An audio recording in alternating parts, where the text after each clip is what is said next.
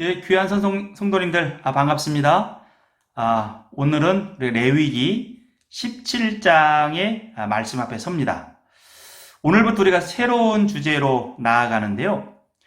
우리가 레위기는 크게 세 부분으로 볼 수 있어요. 하나는 제사법, 하나는 정결법, 하나는 성결법이라고 하는 것입니다. 우리가 1장에서 10장을 통해서는 5대 제사에 대해서 나누었어요. 거룩하신 하나님 앞에 나아갈 수 있는 통로로서의 제사에 대해서 다뤘습니다. 번제, 소제, 화목제, 속죄제는 우리가 정결제로 봤지요. 속건제는 배상제로 봤습니다. 하여튼 5대 제사를 통해서 하나님 앞에 나아가는 통로를 배웠습니다. 그 다음에 이제 11장부터 16장을 통해서는 정결법에 대해서 배웠어요.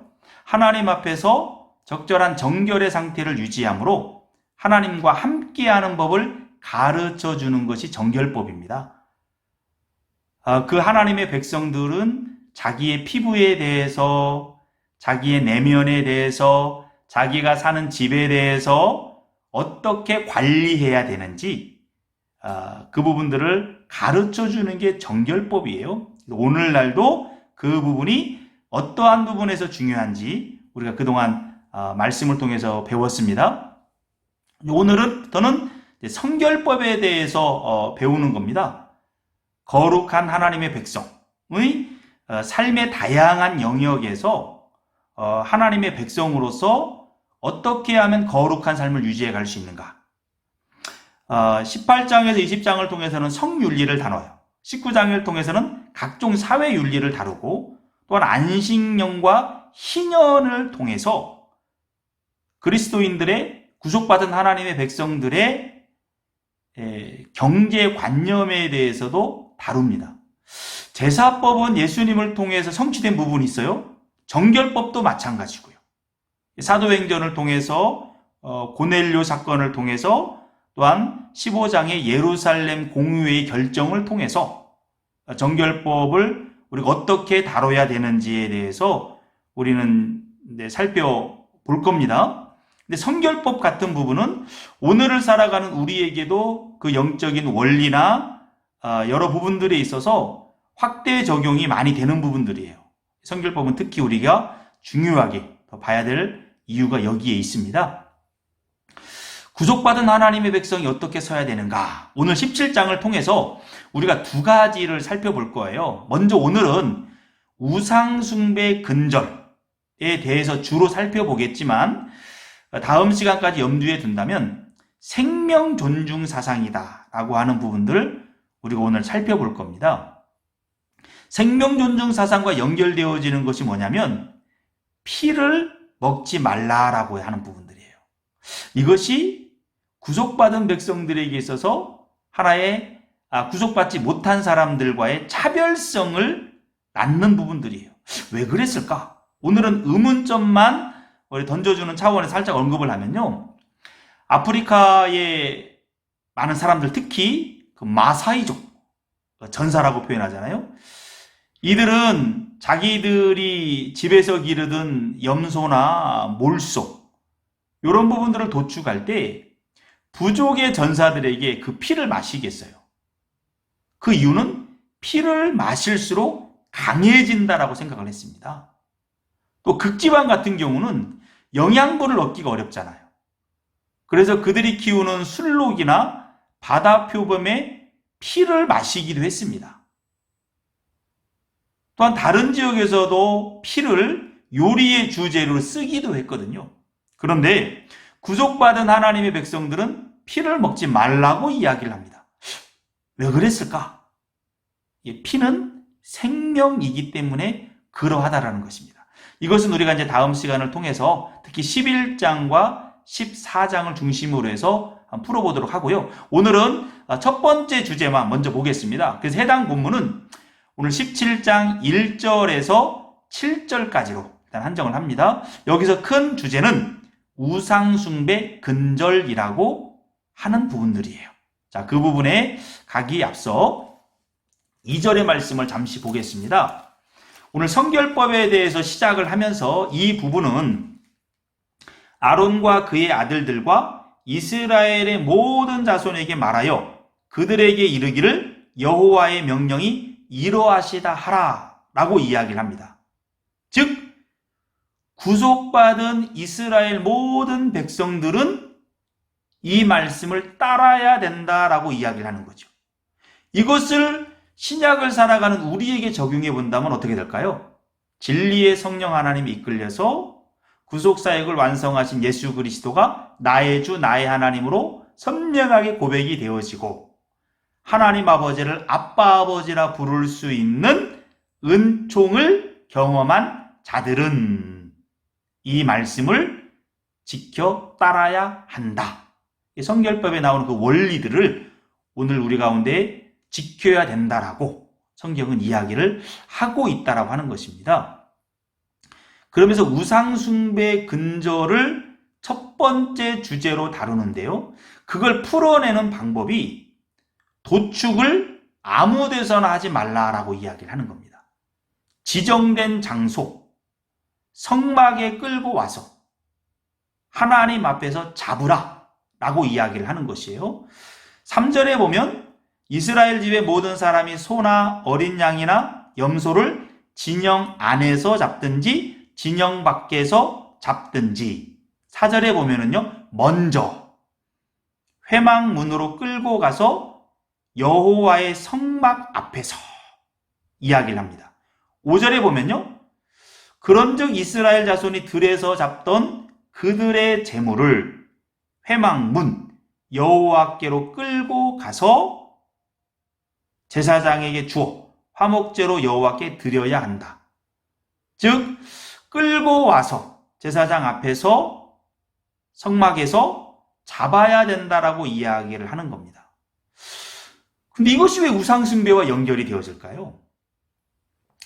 당시 사람들은 도축을 함부로 하진 않았습니다. 오늘날 같은 경우는 도축하는 장소가 따로 있기도 하기도 합니다만 종교성을 띠지는 않잖아요. 근데 그 당시에는 종교와 연결이 되어져 있어요. 즉 그들이 믿는 신앙과 연결이 되어져 있다고 하는 겁니다. 이것은 우리가 고린도 전서를 통해서 확인이 가능해요. 먼저 고기가 그들의 신전에 드려지는 부분이 있잖아요. 그리고 드려진 고기가 시장에 나와서 판매가 되어진단 말입니다. 도축은 생명과 연결이 되어져 있기 때문에 그들의 신에게 먼저 드려지는 부분이 있어요. 이것은 다니엘서를 통해서도 어느 정도 읽을 수가 있습니다. 종교성을 띠고 있었다고요. 그래서 오늘 우리가 해당 본문으로 잡은 곳의 핵심은 7절입니다. 7절 한번 읽어보겠습니다. 그들은 전에 음란하게 섬기던 순념소에게 다시 제사하지 말 것이니라.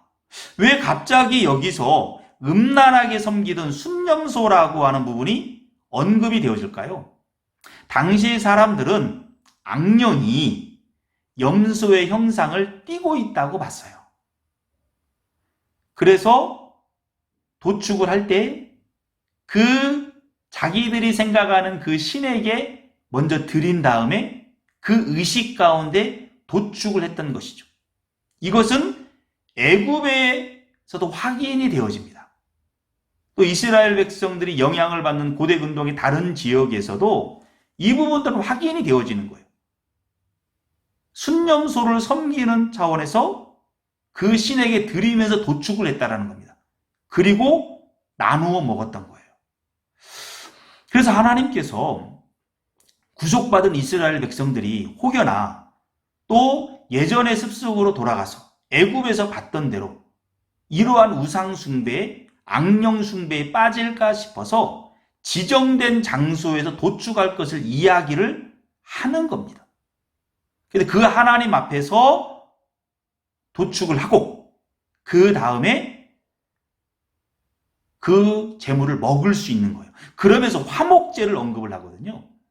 5대 제사 가운데 제사를 드린 사람이 재물을 가져가는 제사가 어떤 제사겠습니까? 화목제예요. 화목제는 하나님에게 드려야 되는 부분이 있고 제사를 집전한 제사장이 가져가는 부분이 있고 대부분은 제사를 드린 헌제자가 가지고 와요. 화목제는 자원제, 서원제, 감사제 등으로 나누거든요.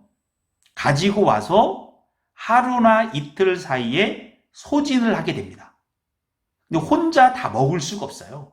그래서 가족과 이웃과 나눠서 먹을 수밖에 없거든요. 왜냐하면 하루나 이틀을 넘어서게 되면 하나님이 가증스럽게 여겨요. 죄가 되는 거예요.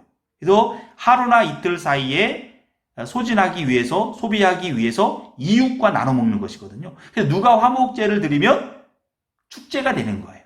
육류를 공급받을 수 있는 하나의 통로가 되기 때문에 그러한 일들을 할 때 먼저 성막에 와서 제사장의 지도하에 도축을 한 다음에 나누어 먹어라.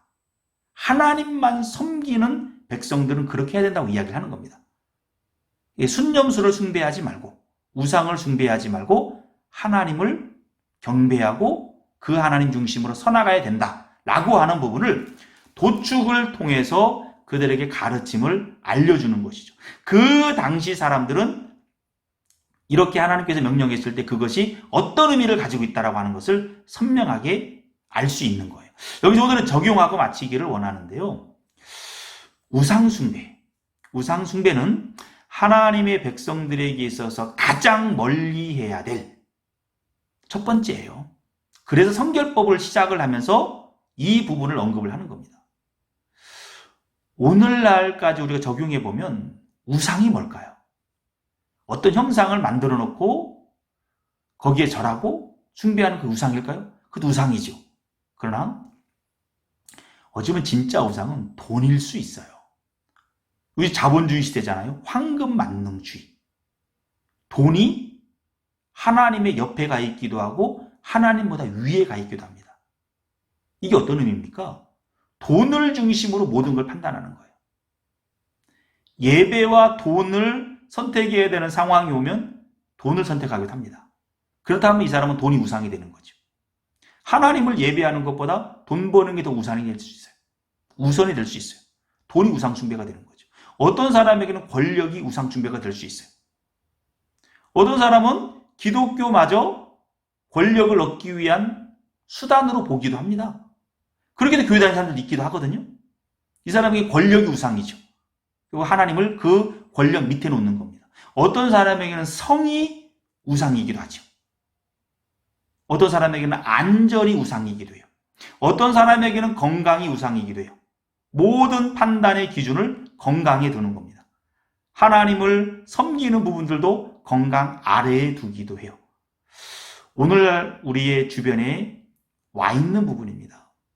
면밀히 생각해 보면서 나는 혹시 하나님 옆에, 하나님 이외에, 위에 다른 것을 놓고 있지 않는지 한번 우리 자신의 내면을 살펴보면서 성결법을 시작하면서 이 도축에 대한 부분을 언급을 하면서 순념수에 대한 언급을 하면서 우상 숭배를 하지 말 것을 이야기했던 하나님의 의도 읽어내기를 원합니다. 우상 숭배를 하면 어떻게 됩니까?